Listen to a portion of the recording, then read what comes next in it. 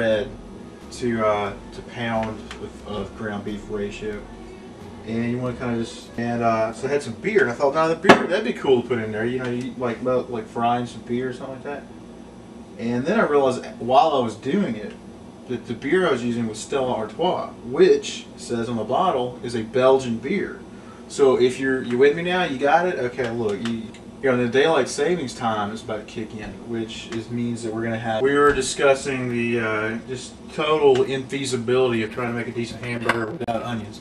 So talk about it entirely because you've got a lot of choices. You could go with, there's different fat ratios. Here we're going with a 90-10 of lean to fat ratio. If you go with, if you get it too lean, like I've seen some 97% lean, 3% fat products. It's not going to stick together. And we're trying to make a actual hamburger patty. Ain't gonna work. It's not gonna happen. So yeah. Anyway, so we're gonna mix this. We got the ground beef. Okay, we've got breadcrumbs, onions, garlic powder, soy sauce, substantial amount of garlic powder, and pepper. Okay, so it smells great, by the way. Onions and the bread both do kind of the same thing. They absorb flavor. Okay, so critical to cook a hamburger in a skillet. Okay, you know, a skillet is different than a grill in the sense that, like, if you're trying to grill something like a steak or something like that, we'll do that. We'll do another video on that. I've tried a lot of different techniques, and the only way that I can figure out that you can do it every time is you just gotta cook it and cook it and cook it way past the point where you think, yeah, that's done. All right, so put about 1/3 of a bottle. Okay, you with me? About 1/3 of a bottle here. All right, kids, and that's pretty. Got quite a bit in there. Now you can go ahead, you know, add some more garlic while you're at it. You know, I kind of wanted to put a little more soy sauce in there when I had it in the mixing bowl, but I want to mess my hands up again. All right, yeah, so put the, you know, do like that. Just kind of watch it. You know, you got to use your best judgment. Well, I want to get a little bit. You've probably been cooking about 5-6 minutes, something like that. I'm gonna turn them again. So yeah, they're looking good. They're looking good. You know, you can see most of that's boiled down. You know what I'm saying? This batch has actually been very responsive to taking that in. Of course, we're boiling a lot of it off too. It got a little bit hotter than I did. Well, I'm back down the heat now. Otherwise, if you don't back down the heat, you're gonna have it just raw in the middle before you ever even get. It'll be charred on the outside.